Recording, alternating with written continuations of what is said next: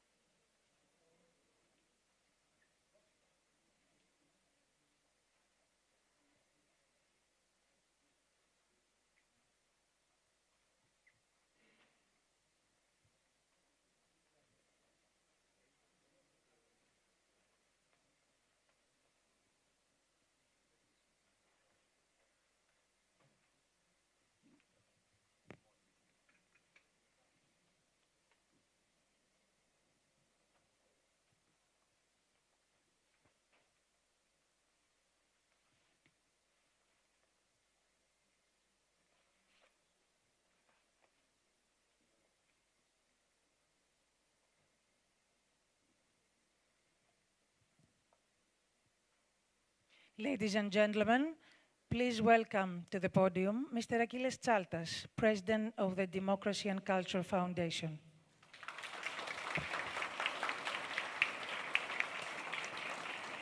Καλησπέρα σας και καλώς ορίσατε. Madam President, we are honored to have you here for the opening of this forum. Excellencies, ladies and gentlemen, welcome and thank you for joining us at what is really the start of the second decade of the Athens Democracy Forum, which we at the Democracy and Culture Foundation convene in association with the New York Times. And we are so lucky and fortunate to have access to beautiful and emblematic spaces like this one. Professor Stambolidis, thank you. It was here, actually, that it all started 10 years ago. And in fact, back then, it marked the 15-year anniversary of Kathimerini and what was then International Herald Tribune, which has now morphed to the New York Times. And I'm delighted that, again, we're marking the 25th anniversary of that partnership together. So Alex Papachelas, Stephen Dunbar-Johnson, Roger in his place, many happy returns. And thank you for your support. So being the start of our second decade, I reflected on the first decade of the forum. And there are two quotes that our speakers mentioned that have really stuck with me and resonate this evening. Firstly, from Adrienne Clarkson, the Chinese-born migrant Governor General of Canada. And she said, "We are all human, and no one is more human than the other." She was speaking, of course, in the context of demography and migration and geopolitical shifts, but this quote makes me think that the narrative that Putin, Xi, and Modi, with the three big societies they represent, are evil, perhaps implying that others, in the West mainly, are saints, probably needs to change. The second quote that has stuck with me is from the Indian-Singaporean academic Kishore Mahbubani. And he said, democracy cannot be exported. It can only be imported. Perhaps this uncomfortably goes to the heart of some arrogance within the West, which the Munich Security Conference coined with the theme of Westlessness. But let there be no misunderstanding. The legacy of the West has been immense, with brilliant achievements and innovations, many of those even imported and adopted in the countries of China, Russia, and India. Ever since the Renaissance, in many ways inspired by Athens, ancient Athens, many Western values have in fact become global values. But in the age of globalization and what we now call deglobalization, we need to take pause and respect all humans, and these words like inclusivity and diversity need to come into play. So with these two quotes in mind, with the work of their foundation, and having followed the Gruen Institute's Neumer magazine, and their months-long symposium on civilizational states, this leads us to believe that we can no longer talk about the future of democracy without trying to find common ground within civilizational states. Hence, Roger Cohen, the host of Athens Democracy Forum, will get us started with a panel of this straight after President Sakellaropoulos' opening keynote. This evening is about the 3 Cs: civilization, climate, culture. Despite the doom and gloom and the challenges we concentrated on during the last decade, there is lots of innovation around us, and with a good dose of humility, we can dare to hope. Daring to hope is the theme of this year's Athens Democracy Forum as we enter this second decade.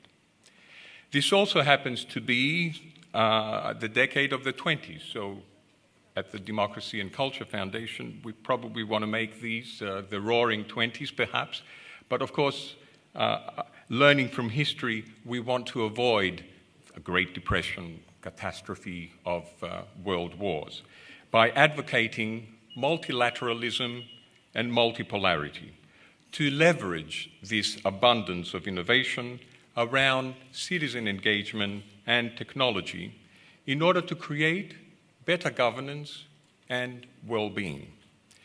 This is the mission of our foundation, to help democracy evolve by empowering society through citizen engagement and better governance. I would like to thank our speakers this evening, but also over the 5 days of this forum. I would also like to thank our headline sponsors, Microsoft, Climate Democracy Initiative, Arizona State University, Taipei University, Taipei Future Consensus Institute, and Google. Also our gold and silver sponsors, EBRD, Libra Philanthropies, the Gruen Institute, and so many others that you've seen and you will see over the next few days. But the biggest thank you, ladies and gentlemen, goes to all of you, coming from so many different corners of the world. So please immerse yourselves in the panels that we have and the networking, and spread the word through social media. Handle Forum Athens, #Athens Forum. Ladies and gentlemen, we are honored to have President Sakellaropoulos with us, who works passionately on civil liberties, on ecological issues, minority rights, better governance, to launch this year's Athens Democracy Forum again. Thank you, Madam President, and ladies and gentlemen, I present you the President of the Hellenic Republic.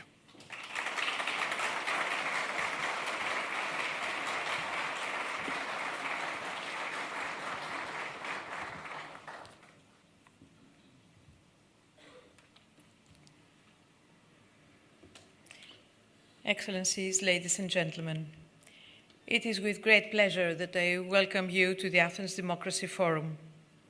As always, this truly important initiative is honored by the presence of numerous internationally renowned speakers.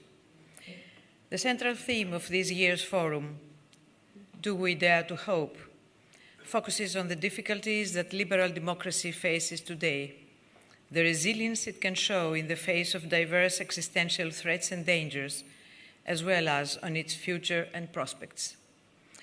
It is my conviction that one of the most important challenges for democracy and our democratic system of governance consists in dealing effectively with climate change, which has already taken on the dimensions of a crisis and a state of emergency.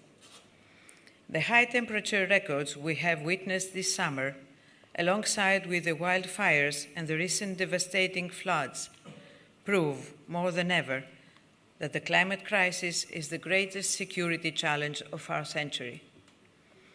At the same time, it brings our democratic frameworks under severe stress through its impact on food security, migration, water scarcity, biodiversity loss, and natural disasters. The scientific community has warned us of the risks of insufficient preparation. It has also shown that the cost of inaction is far greater than the cost of prevention.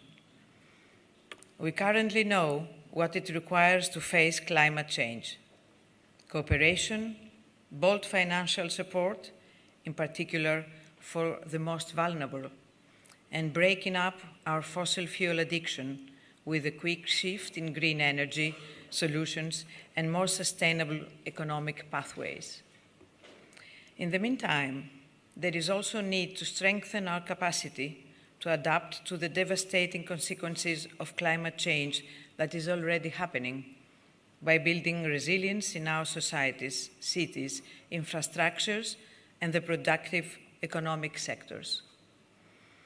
In Europe, we already have a working and detailed plan, the European Green Deal, which is the roadmap for decarbonizing the economy by 2050, with a parallel commitment to a just transition. Certainly, its success depends on the national government's willingness to follow the path and align their policies with the imperatives of the green transition.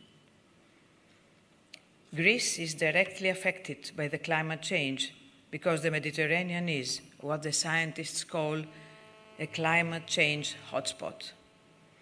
Therefore, it has every interest in advocating for robust measures and in supporting international and regional initiatives. In May 2022, the Greek Parliament voted the National Climate Law, an emblematic text that regulates the transition to climate neutrality. A national climate law is the strongest statement a state can make to show that it can take the goal seriously. However, the importance of climate action has lost its momentum, at least temporarily, in view of the enormous energy security threats currently being faced. While our country had decided to jumpstart its green transition after the COVID-19 pandemic, the war in Ukraine and the subsequent energy crisis have affected short-term priorities, including delaying coal phase-out or even investing in new fossil fuel extraction activities in order to meet our energy needs. That said, we need more consistency in accelerating the green transition, emphasized by the REPower EU plan to rapidly reduce dependence on Russian fossil fuels. The climate crisis puts democracies to the test in terms of how to collaborate to protect the public good. The most difficult task when it comes to it is ensuring that all stakeholders participate in the effort. It is not enough for governments or local authorities to take measures on their own, nor for the private sector and organized civil society to merely be aware of the problem. A high level of coordination and mobilization of all actors and citizens in their respective sectors is required. We also need to improve communication between scientists, policymakers, and society. The coronavirus pandemic has shown that we must rely more on scientific knowledge for political decisions. The implementation of these decisions, however, presupposes the cooperation of civil society. In the context of climate change, we must inform citizens why the climate transition is needed and keep them aware regarding the dilemmas that arise in this process. To inform them about the benefits they will gain and how they themselves can also contribute to this effort. For long, we have viewed climate change as an environmental problem, providing for technical solutions. It is now certain that it is also a social problem, where the solutions expand to include economic, political, cultural, and institutional changes. Some of these have the potential for transforming society in ways that address multiple goal challenges related to climate change and resilience building, including poverty and inequality, food and water insecurity, biodiversity loss, and health crisis. Democratic frameworks provide solutions to these problems. Representative parliaments can hold governments to account. Citizens have constitutionally protected rights. Independent media can ensure a free flow of information, and civil society organizations can actively engage in policy making. We live in a democratic system that we cherish and fight to protect. The climate crisis cannot be tackled without raising full awareness and convincing the members of our societies about the urgent character of the situation. This is the only way to overcome the hampering political cost. To achieve this, we also have to think and act in terms of social and climate justice, so that no one will be left behind. The European Union as well must explore new ways to contribute to the green transition cost.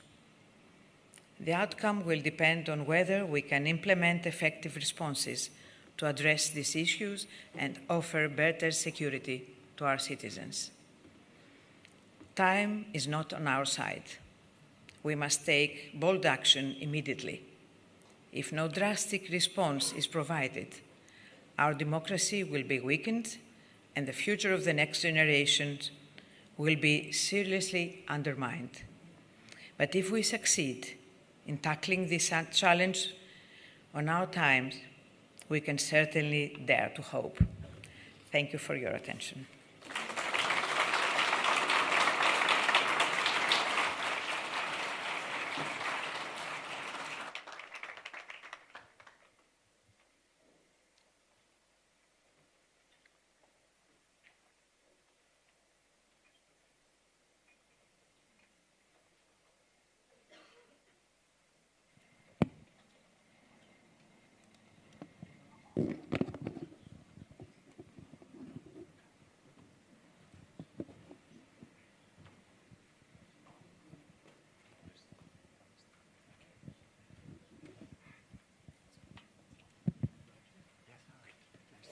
Your first name is Dingshi.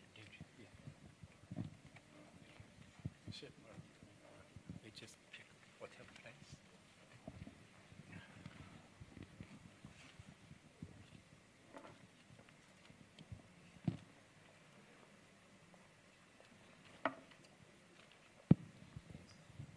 Good evening, everybody.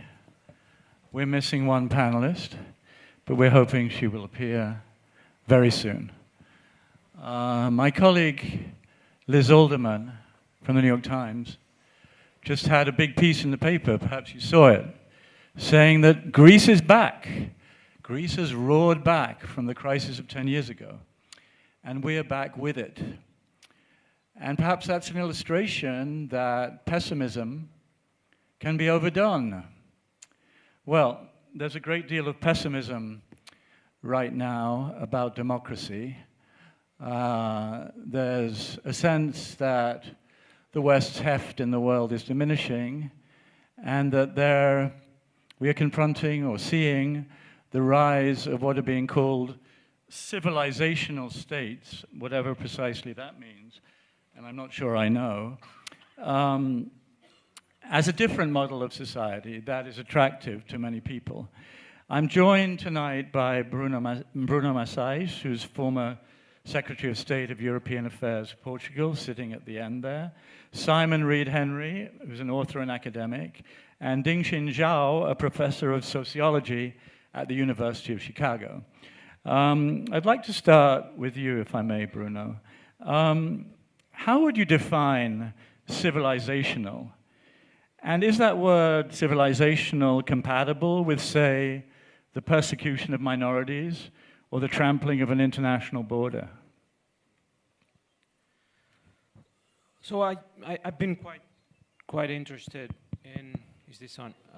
Been quite interested in this idea of civilizational states or civilization states, because I think we need a concept to capture the pluralism and diversity of the contemporary world. I think about a decade ago, most of us started to suspect that the world is not converging to a single model. We have China, but we also have India, we have Turkey, we have countries that in a way go back into their history, into their traditions, and try to find a new way to organize societies that is not necessarily the negation of the Western model, but it's not the acceptance of the Western model either. They are representing different civilizations, and those civilizations, instead of being expressed merely in different cuisines or national costumes or different ways to make art, they can also be expressed in politics. That is the essential concept. Now, I personally would like to make a distinction between a civilization state and a state that is based on ethnicity or race or religion. For me, a civilization state is based on a certain way of looking at the world, on a certain theory of the good life, on a certain political theory. It is based on thought, on reflection. It's not based on blind identity of any kind. I think that's an important distinction to make, and with both concepts, the concept of, let us say, the national state or an ethnic state and the civilization state, we actually have a way to look at what's happening all over the world and still remain critical without necessarily having to appeal to a Western model that everyone has to follow. It is possible to look at developments in India or in Israel and say, we recognize that India and Israel represent a particular specific civilization. Commissioner, how are you? A particular specific civilization, but they don't represent ethnic identity or religious identity, and it's possible to criticize. Is there a line that a civilizational state might cross, at which point you would wish to withdraw that description? Yes, I think. I mean, looking at Russia or even perhaps China's treatment of the Uyghurs. I mean, at what point does the term civilizational civilization become inappropriate, or is there no such point? No, it does become. I think it's possible to look at Russia, and even though President Putin talks about Russia as a civilization state, and to say, well, the idea of civilization, it is a form of reflection, of thought, of culture. This is what we mean, have always meant by the word civilization. Now, what Russia at present expresses is not that at all, is a blind form of identity that recognizes only us versus them, ethnic identity, national identity of really a sort of blood and soil type that has nothing that deserves the name civilization. So I think the concept, just to reinforce this point, I think the concept does not necessitate that we accept everything. Okay. I would like to welcome Jutta Urpilainen, who has just arrived in Athens and who is the EU Commissioner for International Partnerships. Thank you for joining us. It's become fashionable to badmouth democracies with their fierce attachment to individual freedom, to the rule of law, to a free press, which particularly concerns us, and to predict some kind of takeover or at least rise to equal power and influence of these so-called civilizational states like Russia and China.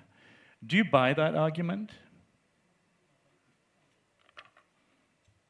Is the glow of democracy fading and we're heading into a darker world? Well, first of all, it's great to be in Athens and greetings from Brussels. I personally think that democracy needs allies. And from my perspective, being the Commissioner for International Partnerships in the European Union, I think the best allies for democracy are young people and youth. If we look at the demographics, for instance, in Africa, we have a continent with 1.3 billion citizens, and over 60% of those citizens are below 25 years old. So they are youth and young people. It's a continent that just had 5 or 6 coups in the last... Indeed. And my theory is that actually, of course, we can discuss that what is the reason for these coups, but my personal perception is that one reason for those coups actually is anger. That people are really frustrated. People are angry. If you look at, for instance, Niger, or if you look at Sahelian countries, the whole region, over half of the population in those countries are below 15 years old.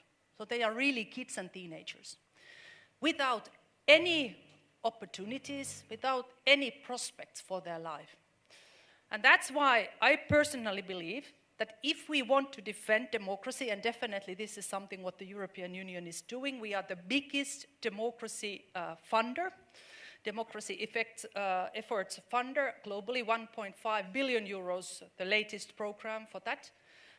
We have to empower and invest in young people. And this is my personal priority as a commissioner. We have to educate them, and through the education we have to empower them, but we also have to pave the way to be part of society, you know, to be visible and give their chances to participate. And this is what we do, for instance, with our new Women and Youth in Democracy initiative. So I personally believe that democracy will prevail, but it has to be done through the young generation. But do you believe liberal societies are directly threatened by the rise of autocratic models as we see in Moscow and Beijing, for example? I mean, these youths are, you know, all very well, but there are 2 major powers right now that are directly confronting the West and its model. How threatening is that to you as the EU Commissioner for international partnerships? It is, because of course, if I look at Africa, which is part of my responsibility, of course we see that Africa is a kind of a geopolitical hotspot. You know, all the global actors are there, right, including Russia, including China. And of course, for instance, Russia is very, very aggressively spreading its propaganda and disinformation. And we can also see probably some links between Russia and these military coups, for instance, in Sahelian countries. Maybe. So definitely this is, I would say, a risk. This is a real threat. And that's why I think we have to, I think from the European perspective, this kind of option that we leave the Sahelian states, that, you know, we leave them alone. This is not an option for me, because I think this is precisely an avenue for powers like China and Russia to be even more stronger in that region. Yeah, Russia is being very effective in Africa with anti-colonial propaganda while it's fighting what many would regard as a colonial war. So that's a pretty clever achievement in its way, the way that message against the French particularly has prevailed. Simon, if I may turn to you, what in your view has gone wrong in liberal democracies since their triumph just 3 decades ago? I mean, everything was going liberal democracy's way when the Cold War ended. 3 decades later, the world looks very different, and that's the nature of history. Things change. And what, in your view, then, is needed to revive them, revive their appeal, revive their magnetism, revive the way they're viewed in the world? Thanks. Yeah. So we've heard a little about culture, we've heard a little about demography, and so maybe this is the point to bring in politics and history and to ask not only where is it that civilizational states might come from, but where is it that democracy comes from, and how might that change? And, you know, at the heart of democracy really is a paradox. this idea that it actually itself emerges out of very concrete historical moments of struggle. And yet what it proposes as the solution to that are universal prescriptions. And the only way of managing that paradox is constant reinvention. So I think the first thing that we have to understand before we even ask what is it that's gone wrong with democracy as we understand and have lived it in the West, and I assume that's the we're referring to, is how has it changed over time? You know, when Benjamin Constant sat in the early 19th century and reflected upon the democracy of the ancients, the more direct forms of democracy in the midst of the Enlightenment, what was being proposed then was fundamentally different. It was representative forms of democracy, democracy tied up with the emergence of the nation state. What we've seen subsequent to that in the interwar period was a very different form of democracy at the tail end of imperialism that was struggling to deal with those challenges. And the result of that, again, post-1945, was the beginnings of what some now refer to as the Golden Age, with their nostalgic lenses on, an era of consensus when the idea was to take what liberalism, and this is the part I think we need to bring in to understand, what liberalism had given to democracy, which is this marrying of freedom with equality. It's a matter of balance as much as anything else, and turn that on its head. And what was required, therefore, in the post-war era to maintain that balance was constrained forms of freedoms, channeled forms of popular mobilization, not demagoguery. And what's happened since the 1970s is that the terms, again, of that democratic settlement have changed. So we've seen the emergence of economic globalization. We've seen the upheavals of the expectation that lives would continue to improve, that pensions would be paid. You know, the Swedish Prime Minister Tage Erlander had a great phrase for this. He called it the discontent of rising expectations. And I think the short answer to your question, Roger, is that what we've seen over the last 5 decades or so is the inverse of that. We have seen core constituencies feeling that their voice is no longer heard. We've seen economic globalization undermine the purchasing power of the Western lower middle classes. And so the upheavals that we're seeing in democracy today that lead us to say it is in crisis actually are much more deep-seated, and they're much more to do with the ways in which individuals feel that their voice can be conveyed. And I think when we get to that point, we begin to understand the appeal of so-called civilizational states, because we understand that what they're able to do is to mobilize identity in place of the public goods that democracy was once able to promise. And you mentioned Russia. Just very briefly to alight on that, the Berggruen Institute did this fantastic survey recently where they were able to show that over the 20 years of Putin's tenure in various forms, democratic accountability, governmental accountability has gone down by 14%. Now, let's not worry too much about the numbers. If that's 14%, I'd hate to see 50%. But regardless, the interesting fact is that the provision of public goods went up by 10%. On maternal mortality, Russia outranks the US. And it's that capacity to diffuse what would otherwise be dissent within the heart of civilizational states that undermines what once was democracy's promise to give. Well, of course, if you're ready to galvanize societies with war, as Putin has done regularly from Chechnya to Georgia to Ukraine, and get people's blood up behind a nationalist idea, something I saw in great and tragic detail in Bosnia, then it is easy to whip a society into following you. But it's not necessarily, well, in fact, I don't think it's a path that one wants to follow, because there are already, what are there, 250,000 dead between Ukraine and Russia. Dingxin, the continued rise of Chinese civilization seems inevitable.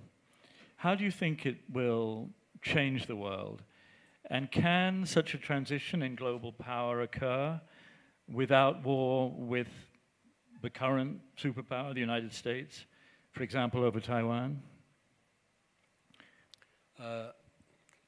First of all, I really thank you for inviting me to this. Great pleasure. Thank you for being here with us. Podium. And also, and happen to be, I'm also retired and come back to China. I'm actually the head of a Zhejiang University's sociology department. So in a way, what I'm talking about more actually what we discussed in China among intellectuals. Increasingly, we don't think, actually, I myself never think China can replace the United States in any possible way.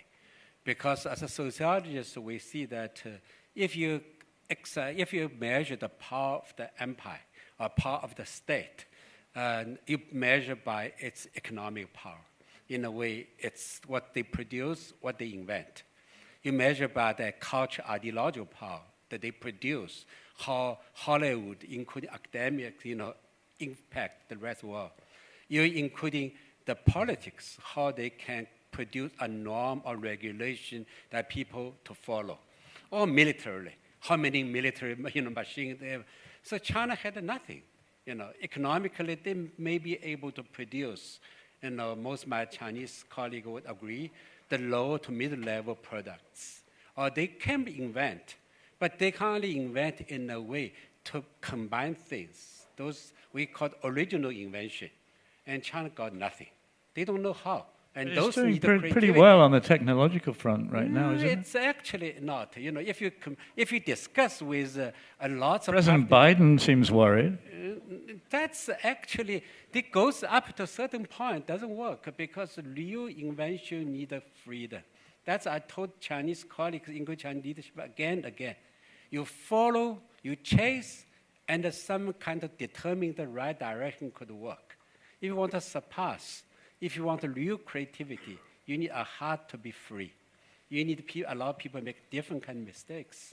So you're saying under the current system in China, it cannot achieve that kind of degree of creativity and dynamism to rival the US? Not at all. Maybe not even India. Well, this is news. Yeah. Okay. Because I was in China, I know what kind of scholarship they have, what kind of laboratory they have. They cannot even like COVID, like the new kind of, RMM magazine, immune cell, So what is the West so worried about? Because they did, China had 1.4 billion population.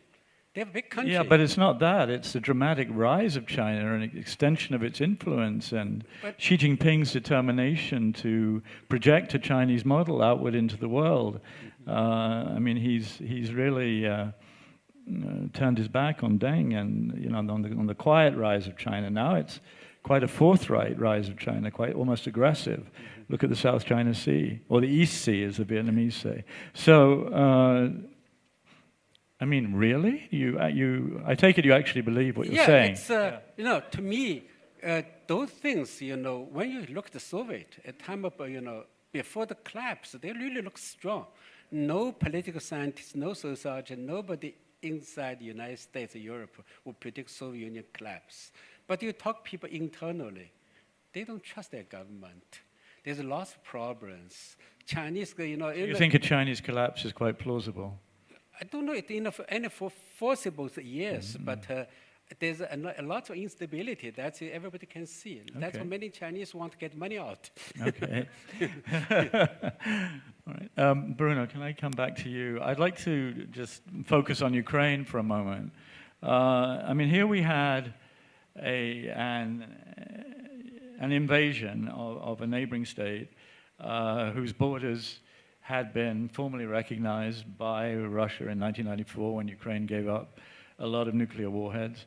And Russia just broke the first principles of the United Nations Charter, of international law, tried to initially to eradicate Ukraine, in the words of Putin, tried to go straight to Kyiv.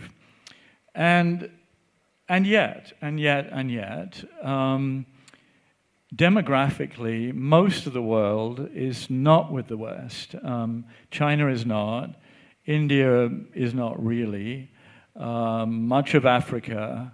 Why is it so much of the world sees what has happened in Ukraine in such starkly different terms from the West, when the West sees something that appears legally and morally very clear? Yes, good question. Now, just 10 seconds on this point of whether you need freedom to have creativity and innovation. I have some doubts about that. Why? Because if we look at our own history in Europe, Renaissance Florence, it wasn't a liberal democracy, and yet enormous flourishing of creativity, both artistic and scientific. Newtonian England, or 17th century England, as close as England has come to have absolute monarchs, enormous flourishing of creativity from Shakespeare to Newton. So I'm not as optimistic that this link always prevails. Now, to Ukraine. I think the Ukraine war, whether we want to accept it or not, showed a kind of newfound weakness in the West. And I have only to appeal to what we seem to think back in February 2022, that the Russian economy would collapse under sanctions. You know, I myself on Twitter expressed that view. I haven't deleted the tweets yet, but expressed that view. Because that was our expectation looking to the past. It didn't happen. In fact, it was the other way around. We thought the Russian army would perform well and the economy wouldn't. It turns out it was exactly the other way around. Why? Because American in particular, but Western economic power no longer extends as deeply and as widely as it used to do. And we have to accept that. Again, whether we like it or not, but it's a fact. I think that's part of the explanation why the rest of the world hasn't come along. Well, because actually now they can afford not to. There's degrees of freedom that the rest of the world didn't have before to choose and to pursue their own interests. And then what I also see in India, in Africa, other places, when I talk to people, officials or intellectuals, even those people who agree that Russia violated international law and national sovereignty, they immediately add, it's not for the West to judge. So for them, there's a previous question, which is the question of who judges. They might even agree that it happened, but first of all, they want to create a global framework where the power to judge is distributed and divided between different stakeholders. And they actually, particularly in India, they actually seem to think that the prior question is more important, and that they will not pronounce on the latter question until there are significant reforms that create what they call a global democracy. Because, by the way, that's an interesting question to ask. There's democracy inside our Western societies, but at the global level, the power is not equal, the power is not distributed. People in Africa have very little say about global framework and global institutions. And they have a lot of wars that nobody has paid much attention to. That is certainly a source of frustration, that they think that Ukraine has been treated differently, because it is part of Europe. Do you think there'll ever be a reform of the UN Security Council? You think the P5 will ever allow P7? Or, I mean, this has been stuck for 70 plus years now. Well, and the world has been completely transformed. How can India, not be a permanent member of the Security Council? I'm sure the Commissioner will have thoughts on this, but quickly. We saw last week the UN Secretary General, my countryman Guterres, to say that he doesn't have power and he doesn't have money, which I think was kind of a significant moment where the UN no longer even pretends that it can have an important say in global affairs. Well, how can the P5 function at a time of war in Europe when one of its members has a veto? I mean, it just doesn't function. Anyway, Jutta, you wanted to say something. I'd like to, and perhaps you can weave this into what you're about to say. I imagine, you are the Commissioner for International Partnership, and I imagine that despite the interlude of the Trump years, you view the United States as Europe's chief ally in defending, spreading democracy and liberal values in the world. How are your relations, the EU's relations with the United States today, would you say? And how effectively do you come together to defend democracy at a time when it's seriously challenged? Of course, our relationship is very close. Since the Biden administration took the power, we have been in very close contacts, and also in the middle of the COVID-19, we really coordinated our efforts in terms of vaccine donations, and I would say also we were coordinating how to support, for instance, in Africa, health systems and health infrastructure so that we would help them to vaccinate people, from my perspective. So this is one example. But of course, and then in terms of Ukraine, definitely very, very strong ally. Also under the G7, I would say that the cooperation is maybe closer than ever at the moment. And G7 is a very united community. But then in terms of economy, of course, the US is also a competitor to the European Union and to Europe and our member states and our companies. That's also a fact. But I wanted to comment this, actually, that why so many countries in the global south really don't want to choose sides. And I think when we talk about the UN Charter and sovereignty, it's very easy to get support from the global south, and it resonates quite well among them, and we can see that also in the UN different votes. But then I want to share one experience with you, which I had with one African leader, because I meet leaders from Africa, Latin America, Asia every week. And I was having a dinner with one African leader, and he asked me that, Jutta, normally, you know, we have this tradition with the European Union that you always tell us that you never finance war economy. Then you always tell us that you never provide military equipment or guns. And then you always encourage us to come to the peace negotiations. So you really promote peace in each and every conflict. But now in the case of Ukraine, we see that the European Union is funding war economy. We see that you are providing military equipment, including guns. And we see that you are not really actively promote peace or encourage actors to come to the peace negotiations. And I think this is precisely also what resonates quite well in the global south. That so they see that, you know, we, the European Union... What do you say? How do you answer that question? That we have, in a way, the double standards. And you say we have a double standard? No, I say that, you know, this is how they criticizing us. What do you say when they say that? I say, of course, that from our perspective, first of all, we have a war in our European soil.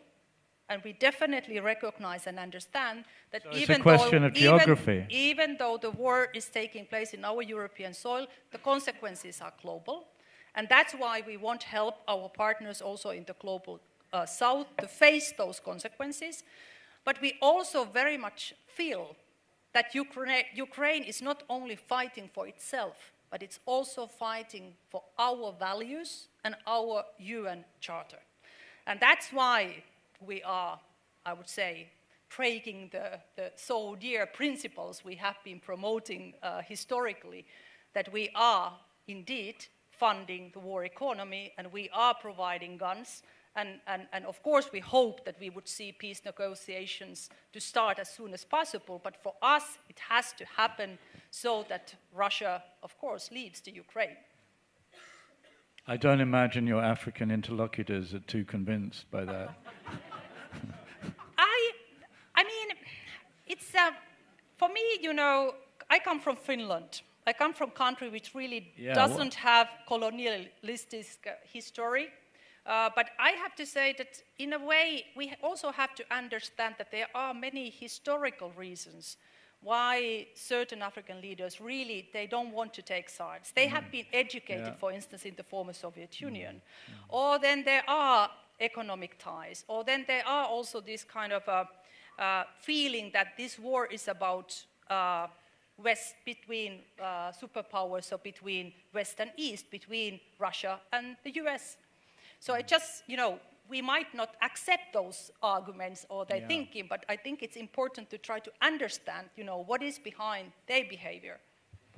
Yeah, well, I understand it, I think. I'd like to drill down a little bit into this term, civilizational states, because its implication is a little bit that the West is not, these are not civilizational states. They are states based on principles, based on the idea that individual liberty and the rule of law and press freedom and human rights and certain principles are absolutely cardinal and central to giving individuals the possibility of finding fulfillment in their lives. So the implication of all these civilizational states rising is that the West is some other kind of state. I may be wrong. I mean, I live in Paris, and when I look around, what I see is civilization. I see the beauty of the city, I see the harmony, see the culture, I see a lot of people on strike. I see the universalist ideas contained in the Declaration of the Rights of Man, which was swiftly followed by the Declaration of the Rights of Women in France a couple of years later, however imperfectly realized. And I'm absolutely certain also, as an American, that American civilization exists, and culture, be it a unique nation of immigrants, can-do society, the most open society in the world, the rugged individualism, to use the cliche, of Americans. This is something unique and new under the sun. This is a form of civilization and culture. So why are we calling these other countries civilizational states as if the West is not? Simon? Yeah. Well, maybe I've got it wrong. It's just such a strange term. No, I think you're into something important, but just as a short preface to this question about how do you defend democracy, which you asked a moment ago, you don't defend democracy with guns. You can defend a democratic state with guns, but the defending of democracy happens many years before, and it happens in the way that we treat and value and use the institutions that we have. And so to this question you ask now about what is the civilizational component of our societies? Well, look, we are the sum, and no more than the sum, of the quality of the institutions that we put together. And if you want to be able to give different people voice, which you need to do if you want to tolerate pluralism and to have pluralism and diversity, it doesn't happen just because you say we value pluralism and diversity. It happens because you take the effort and take the actions and accept some constraints upon your own patterning of behavior in order to make that happen. And so if we ask, what is it that we have lost over recent decades, it surely comes down to some very simple things as well as some very big, grand, civilizational things. It comes down to things such as, how was it that individuals came together to discuss their disputes before and to transmit those answers up to the political sphere, up to the parliaments? One answer was unions. Well, look at the US. Union rates in the US were about 35% 30, 40 years ago. Now they're about 10%. So where is that channel of communication and dialogue, which we very quickly point to social media, we point to Fox News, certainly from the New York Times you point to Fox News, as causing these problems, but they're merely exacerbating the fact that there is a lack of institutional conduits for real democratic behavior that actually then supports the democratic institutions that we want to keep. And I think that is a core part of the problem that we face, because it's on us. And so it's easy to look to the civilizational states, it's easy to look to what's happening in China, to what's happening in Russia. It's much harder to take a look in the mirror and say, well, how is what's happening there a function of what's happening here? And you mentioned the Security Council. You could use a different adjective. You could say, for example, repressive state. You could. Or nationalist states, or overtly nationalist states, or imperial states, which we have been as well. Mm. And you mentioned the P5. Part of the problem of the inability of the P3 to respond to what's happening now in Ukraine is what the P3 themselves did from 2001 onwards. It gave away the ability to speak from the moral high ground. Right. Ding-Chin, so how do you... I think we have about 5 minutes left. If anybody wants to ask a question, we could take maybe one or two questions. But how do you see the new balance in the world? You just said you're not worried by China's rise at all, that the US will remain dominant.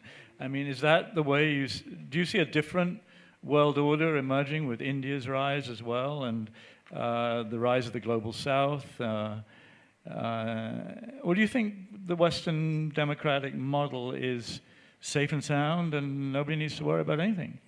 Actually it's not safe and sound. Tell us about that. I think, Western model, there's always certain problems. It just happened to be 30 years ago too optimistic. So I feel setbacks. I think the most serious setback is not from outside. It's actually from the United States. So to me, the Western model has the two pillars for democracy. It's you have to keep a loyal opposition. In a way, the two parties share similar core values. Another is that democracy is the only game in town. And the Trump administration the president violate both. So that's really create a situation. Trump violated both. Yeah. So that's create a problem. Do you think he's coming back? I hope not. But I didn't ask you what you hope. I asked you what you think. There's certain possibility. There's certain possibility. That I think democracy is certainly face enemy from outside, but the main enemy is from within. Do you think American democracy would survive 4 more years of Trump? Of course, because the democracy there's a yeah. It was quite threatening, to say the least. If Trump come back, American democracy will face serious problems, but it won't run to situation like Weimar Germany. You have 3 parties really committed total different values, and only one party committed democracy. And then you don't have liberal culture, you don't have division of power between parliament, and United States, the institution is, can sustain this kind of I mean, we could then have Finland having joined NATO and the United States leaving it, so that would be... We can take, we don't have much time, we could take, do you have a mic out there? There's a question there. Thank you. Thank you for this very important retrospective on the process of democracy and the global context. I think there is a decade that was a bit underlooked in your panel, which is the one between 2001 and 2011. So on one side, the fact that a war was waged for democracy. And so my first question is if this had an impact on depowering the concept of democracy. And the other fact in that years was the G8 in Genoa, and the fact that the social movements were fought back, not exactly in a democratic way by assumedly democratic states. So I think when we look at the evolution of democracy, we shouldn't overlook to that. And at the same time, the Arab Spring in 2011, I think, gives a lens on other forms of democratic mobilization that were not exactly supported by the so-called liberal democracies. So I think looking at the decade is quite important, and maybe also looking at alternative ways and integrative ways for funneling the democratic trust of citizens that got back at it under Misdal. Thank you. That's a lot to cover in 35 minutes, the Arab Spring, the world. But let's, do you want to say something, Simon, about that? Yeah, thank you. Just very briefly, I think you make 2 really important things that are actually 2 sides of the same coin. One is that there's been a removal, as it were, of executives from the responsibility of the decisions that they take. And that's been a long secular trend that we've seen, and Iraq was one example of that, but we see it more broadly with, for example, the independence of central banks, various ways in which traditionally from the Keynesian state background where government said, we will do these things, we will deliver, and you will judge us on whether we do, there's been a retreat back, except in the realm of the executive. And then the flip side of that is, over the past few decades as well, we have seen a huge upwelling in civil society movements, in NGOs. The 1970s was the breakthrough of social movements. Fantastic.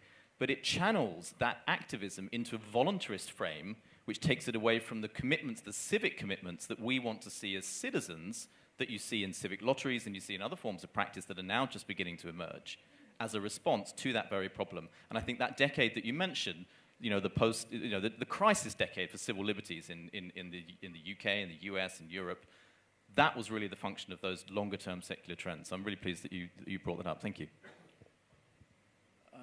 Yeah. There's one question there, and I have one last question. Could you... I can't see you really back there. I see a hand raised here. Yeah. Thank you. Hello. Hi. A very brief question, very please. Brief question. Yeah. Okay. So Winston Churchill said that democracy is the worst form of government, but for all the rest. The question is the liberal international order going through a critical juncture and moment of transformation, perhaps, that we could describe the end of history? Thank you. Would you take that, please, Bruno? No, I think, it's not the end of history, because there was never any end of history. I mean, no one really could take that seriously, and even less now. But on the question of democracy, let me just make a quick comment. I'm not sure that democracy is in crisis. I think the Western model of democracy is in crisis. But we see all over the world different kinds of democracy developing. I was in Somaliland recently, vibrant democracy. We see Indonesia, we see Malaysia. I could give you so many examples. But when democracies where people don't have the vote? Democracies where people don't have the vote? Like which example?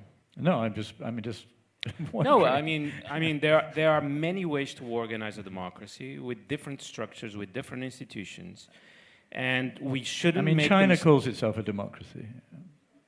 China, let me say, the Chinese regime is not a democracy, but it has some democratic elements as part of the regime.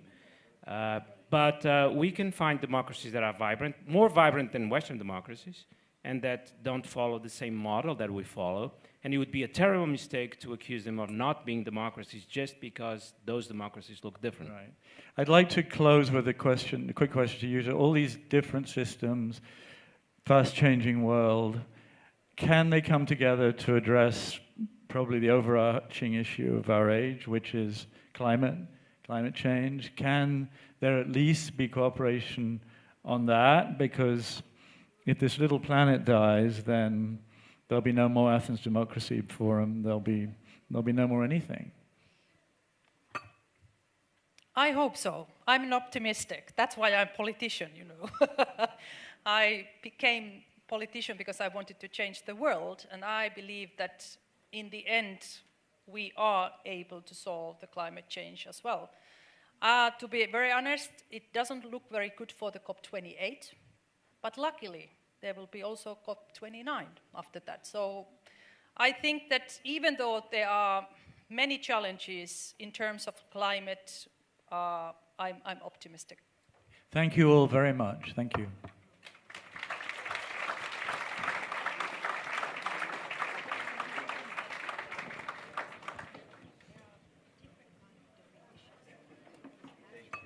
Thank you, Roger. Thank you to the panelists. So I'm Kim Conniff-Tabor. Please keep your seats because we have the program's continuing. We're going to shift gears slightly, although that was the perfect transition, because we're now going to shift into the second of the three C's, from civilization to talk about climate. And this will be someone who is working on these issues of strengthening democracy from within. We're going to hear somebody who's doing this now very actively with youth, we've also been hearing about. So please give a warm welcome to Lia Papazoglou from Ikogenia from here in Greece.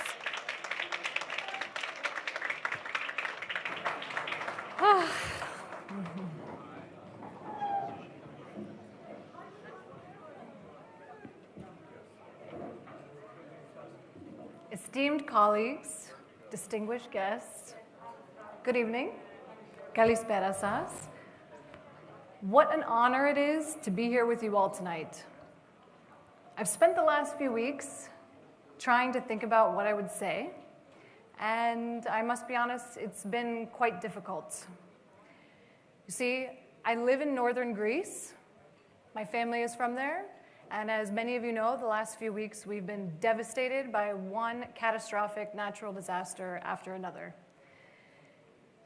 Between all this uncertainty and despair, needless to say, it's been challenging to find the words to inspire you all and tell you about my big idea for democracy. But I take some comfort in that we have a generation of young people that care deeply and want to do something about it. This generation is watching their world slip away for a viable future. They know that time is running out and 2030 is just around the corner. They're feeling angry.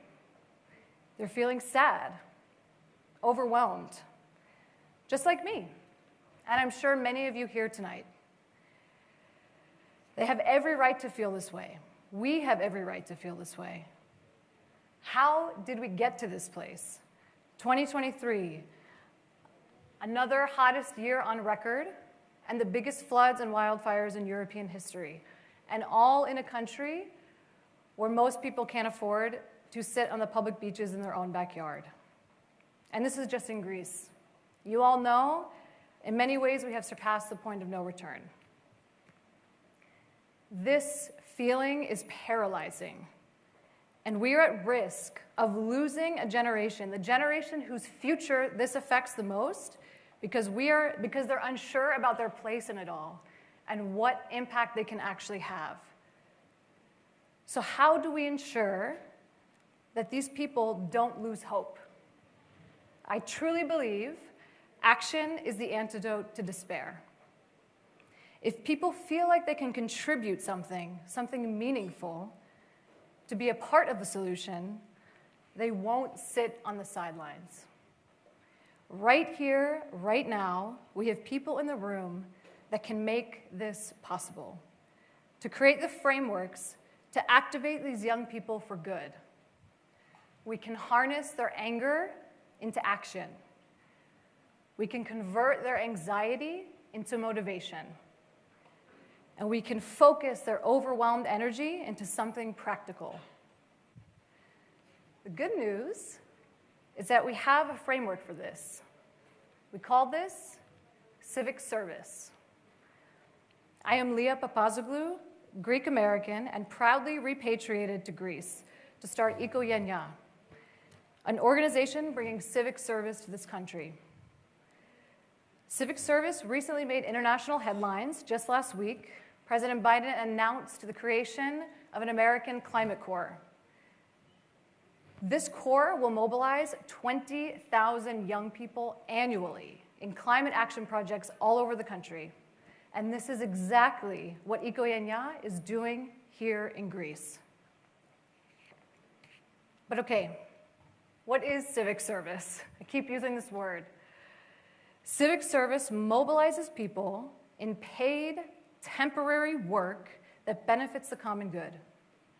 Civic service members receive ongoing training while implementing projects that meet the most pressing needs of the community.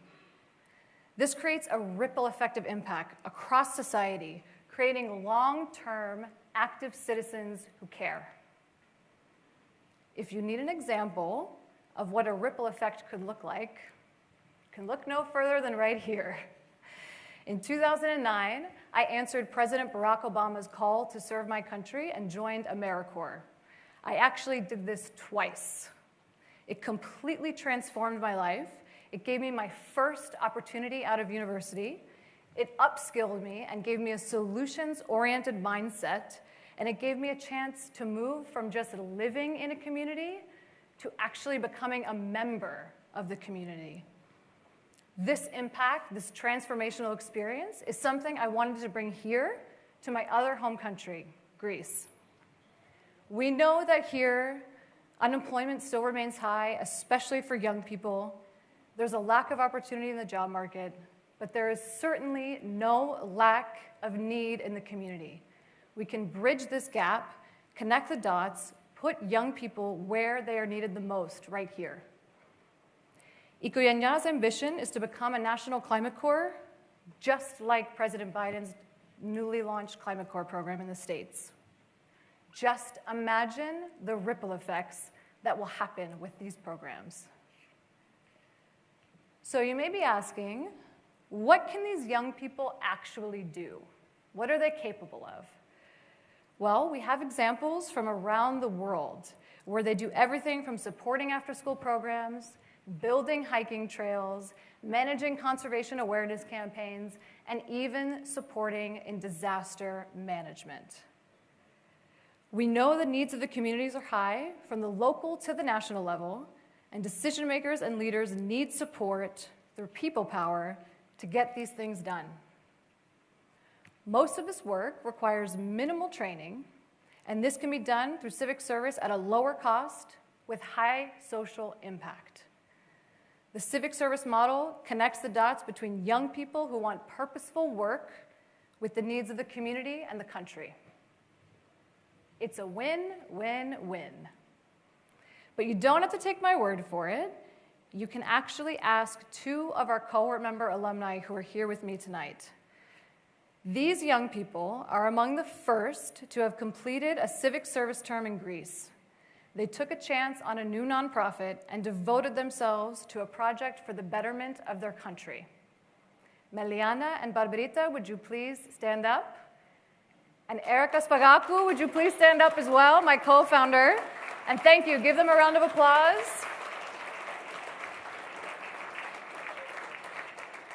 Thank you both for your service work. Please, I encourage you all to find them. If you have questions about civic service, you can ask them directly, because their impact and their service project has made a tremendous difference in the community already, and we are just getting started. To quote Greta, the one thing we need more than hope is action. Once we start to act, hope is everywhere. So instead of looking for hope, look for action, because then, and only then, hope will come. My esteemed colleagues, fellow speakers, many of you here are decision makers or influencers in your own right. I'm sure many of you are already underway with a multitude of solutions on how to address these unprecedented challenges. I urge you, consider the role that young people can play. Consider the role of civic service. What a better time and place to be having these conversations than at the Athens Democracy Forum here in Athens, where the symbolism is abundant. The time is now. We have the opportunity to create the frameworks where citizens, communities, and government work together. Let's give young people the opportunity to roll up their sleeves and help save this place we all call home. Thank you.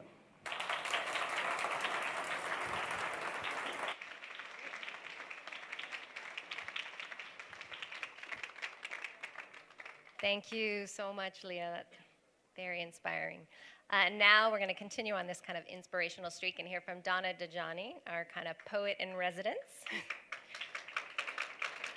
So we'll be performing a work that kind of spans the climate and the culture. Thank you, Kim. Good evening, esteemed delegates of this year's Athens Democracy Forum. My name is Dana Dajani. I am a performance poet, a heartist, and I believe that poetry is more powerful than politics, or as we heard earlier today in Teens for Democracy, art brings pathos to politics. And it's my intention to infuse some poetry throughout the conference, in between our conversations, to bring some of that pathos to the stage. The piece I will share tonight is called Repattern the Fractal. It was commissioned by the Gates Foundation last year. But before I go into that piece, I wanted to share a quote that has inspired my work throughout the years.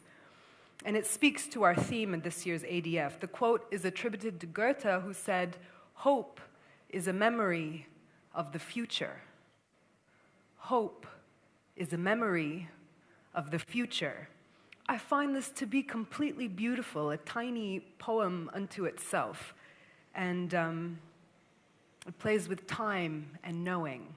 Hope is a memory of the future. Do we dare to hope? Do we dare to remember? What are our mutual rights in birth, in death, and in life? What does progress look like when it's free from, how can we survive? What's the point of life? Am I going to die? Is there a paradise? Were we sold a lie? It's not hard to explain. In this, we're all the same, and nothing can save us from our fate. Not followers, name, or fame. We're all destined to go the same way. So what is the contribution we will each make in our short stay here? Nature has recently served us brews of our own medicine: pandemic, fire, flood, putrid stews of cataclysm. What goes around comes around, no exception. We are all connected. The madness as we scrambled for a cure. We've got it now, I'm sure. All life is sacred, related. Nature does not discriminate. She knows rupture and repair are natural states, innate rhythms, and our adaptability lies in our responsiveness, our resilience. Of the lessons learned in COVID, the most profound was one of interdependence. We do not exist as separate entities. We are networks upon networks caught in a web of web, rippling butterfly effect. Reaching critical mass, we can adapt the species, an alive human organism. Within one body, many different systems intertwine, teeming with life. So too are there intricate and adaptive systems within nature. Multiple agents with free will reorganize. The more we connect, collaborate, the greater our chaos complexity. And as our system reaches peak instability, it avalanches into a new order, efficiency. Any single agent can be a focal point for change. We each contribute in our own way. All systems can learn. Evolution is programmed into our DNA, an instinct to repattern the fractal. We can't always predict the outcome, but we can influence it. If we consider that this life is a mutual endeavor, and that we get the privilege of sharing this existence, being human together, then we'll know that it's not about what has passed or what is to come, but what we do today in our quest for truth and hope and love and home. We go on, but together we grow strong. Have you ever heard this parable? A man dies and falls to hell, and there he comes upon a table covered in a lavish feast, and on it sat patrons who desired to eat. Next to each plate, a spoon 1 meter long. It reached across the buffet so the patrons couldn't feed themselves on their own, the spoon so far away. And there they sat, the lot of them, each with empty plates, starving, rage, food within their gaze.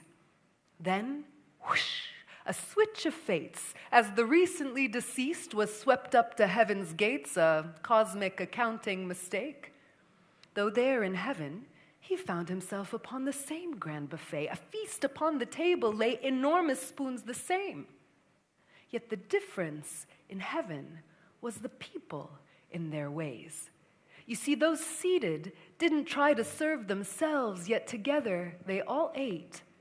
Those angels knew how to use their spoons to serve their neighbors, who responded in kind.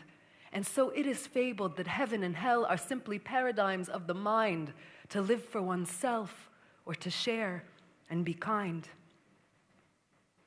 We have the tools today to reorganize and contribute to a greater web beyond our siloed seclusion, so let's do it. Use technology and break through it to a paradigm of care, and we will evolve, solve the global crises, account for global need, redistribute resources. The Inca called it Aini, the principle of reciprocity.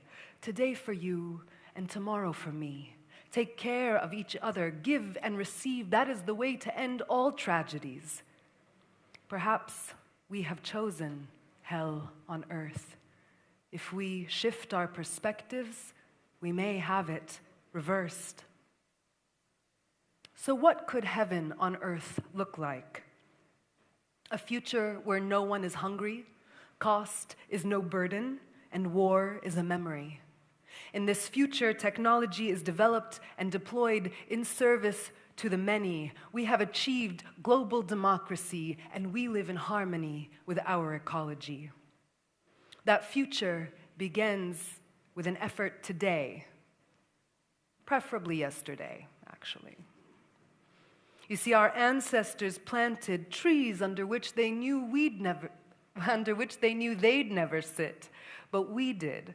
That's true legacy. Remember it. Looking to the past provides perspective, yet nostalgia is an enemy of innovation. The future requires vision, sacrifice, and dedication. So may the seeds planted through the discourse these days be sown through our actions and the choices we make to grow into a world of true equity as we invest in our mutual future, one destiny, and our inevitable interconnection. Thank you.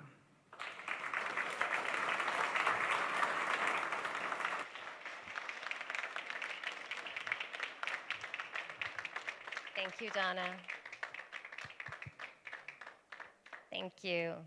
Now we just have one more little bit before we move on to dinner. We're going to be hearing about jazz democracy from Dimitris Vasilakis. He's a saxophonist. He's going to be performing for us. But first, we want him to explain what that means. Intriguing concept, jazz democracy. Thank you. Just for a few moments, and then he'll perform, and we'll start drinking. Well, thank you so much. It's a great honor to be here, and it's very inspiring to come up on stage and speak after a poet. So I'll come back to poetry in a minute. I only have a few minutes, so I'm going to say things in kind of bullet points. But jazz democracy.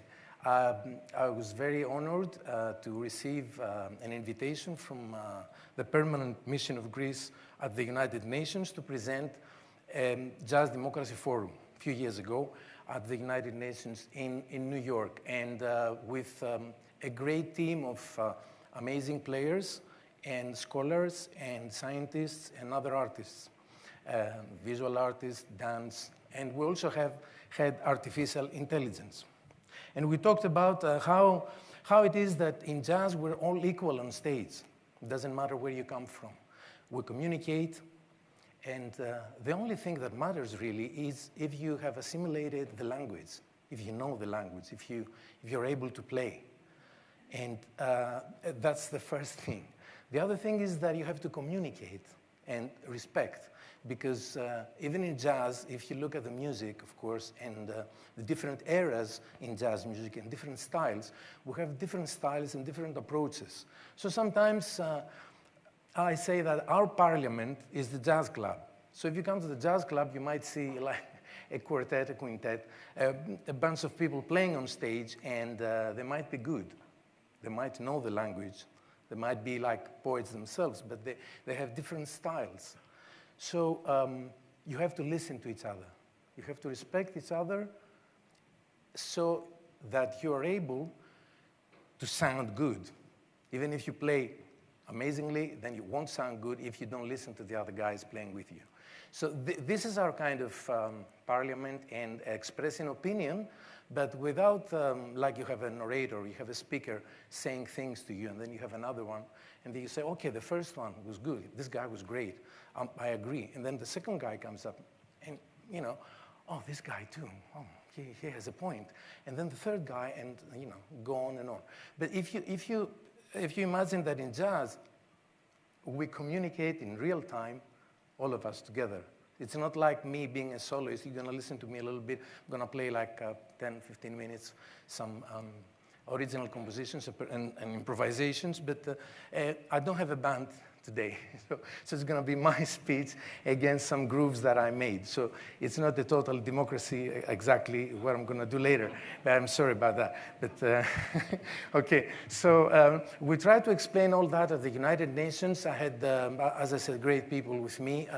And then two things that I want to mention that happened after that forum is that, first of all, we had, on the roundtable discussion, we had somebody representing artificial intelligence. We had Gil Weinberg from Georgia Tech, and they built robots that improvise. And at first, me and the other people were like kind of taken aback, you know, seeing like Shimon Robot playing marimba and saying, oh my God, you know. And I'm sure, personally, I don't want to go into a jazz club to listen to 4 laptops. I'm not going to get a drink there. Definitely not. But I was intrigued, and actually it was back 10 years ago that I started this collaboration with Georgia Tech. They are great with robotics, but I thought that if we want to teach AI to improvise, then I think a guy that can play, you know, can do the job. It's not about a scientist or an academician or whatever. So I started getting into that think and thinking, how can we teach AI to improvise? It's like, it's crazy because, improvisation is very much like poetry and prose. It's like an actor coming up on stage. He has a framework. He knows not exactly, but he knows the topics, but he can tell them in a different way. Or if we go to ancient Greece, a rhetorician. A good rhetor is a guy who had a database of ready-made phrases, but he knew how to accent them, and he knew how to change them to address a different audience. So I think that is really very exciting, and although jazz and Greece doesn't say something, says it's too far, it's not actually too far. And when we presented at the United Nations, I was approached by the Turkish administration, and they saw that I was doing this festival since 2015 in Rhodes, the island of Rhodes, and they told me, okay, we got this festival in Turkey, Bodrum Jazz Festival. Why don't we do a sisterhood? So that was an amazing idea. And the next year, 2019, we started this, we call it Jazz Across the Water. So we take the little boat and we go from Rhodes to Bodrum, and we play there. We have, every time we have great hospitality. They are amazing people. And then we invite them to the Palace of the Knights at the island of Rhodes, at our festival, to play. So last year we had a trio from Turkey, Tanini Trio. I had Marios from Cyprus. I had Nestor from Greece. So we had Greek, Cyprus, and Turkey. Greek musicians, Cypriot musicians, and Turkish musicians jamming on stage. And I think that is the second thing that happened with the cultural diplomacy. The other thing, in our festival, we don't have many funds. We don't have a lot of means, okay? So we need some help. So we get groups that have support from their embassies or their arts councils. So I think now we're talking into a little bit of politics and not actually diplomacy, but why don't we have this kind of structure here? I know that the Ministry of Culture helps NPOs like ours and to do festivals and other things. But this is one part. This is one part. The other part is to have an arts council so we can actually support young artists to travel, to produce CDs and ideas and everything. And finally, to close this, we had this robot. The robot came last November, and we played at the Athens Concert Hall, and the robot was able to improvise after this jazz mapping research that we're doing at the Athens University and Democritus Research Center, and in real time with quartet. And okay, we'll see how this will go in the future. I don't have any more time, but thank you so much. I appreciate the opportunity to be here. And please, we'll go towards that direction. I'm going to do a little performance for you. And thank you.